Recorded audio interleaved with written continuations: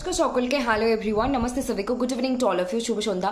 তো আজকে আমরা এখানে আলোচনা করতে যাচ্ছি যে আমরা না একটা বিষয় করে থাকি যে ঘরের লোকের সঙ্গে খারাপ ব্যবহার দেখায়, ঘর বলতে পরিবার, ফ্যামিলি, আর বাইরের লোকের সামনে ভালো ব্যবহার দেখায়। এটা আমরা ছোটোবেলা থেকে বাড়িতেও যেরকম আমাদের মানে বড় করা হয়, সেরকমভাবে শোনা হয় যে বাইরের লোকে কি বলবে, খারাপ ব্যবহার করতে, মানে কোথাও না কোথাও এই বীজগুলো অনেক আগেই বপন করা হয়ে গেছে। সেখান থেকে এই মাইন্ডসেটগুলো বা এই মানসিকতাগুলো ধীরে ধীরে ধীরে ধীরে কিছু পরিবারের দেওয়া শিক্ষা, কিছু সমাজের দেওয়া, কিছু পরিস্থিতির দেওয়া, এভাবে আমরা শিখে যাই। তো এখানে এখন সময় অনেক আগেই চলে এসেছে, তবু আমি বলছি এখন সময় এসে গেছে যে মাইন্ডসেট, পার্সপেক্টিভ চেঞ্জ করার। কোন দিক থেকে? যে ঘরের লোকের সাথে তোমাকে বেশি ভালো ব্যবহার করতে হবে, বাইরের লোকের সাথেও ভালো ব্যবহার করতে হবে, কর্মক্ষেত্রে হোক বা সমাজের ক্ষেত্রে হোক বা ঘরের ক্ষেত্রে, ঘরের ভিতরে। কারণ তুমি যে বাবা মা হোক বা পরিবারের আর 5টা সদস্যের সঙ্গে তুমি প্রতি মুহূর্তে সময় কাটাচ্ছ, তাদেরকে সবসময় শুনছো, তারা তোমার ভালো মন্দ, সুস্থ অসুস্থতায় পাশে আছে, তাদেরকে সবার আগে ইম্পর্টেন্স, গুরুত্ব দেওয়া এবং সম্মান করা, এবং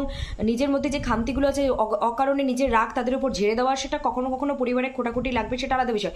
কিন্তু এখন মনে হয় অনেক আগেই সময় এসে গেছে, তবু এখন মনে হয় আরও সময় বেশি এসে গেছে যে ঘরের লোকের সাথেও খুব ভালো ব্যবহার করতে হবে, বাইরের লোকের সাথেও ভালো ব্যবহার করতে হবে।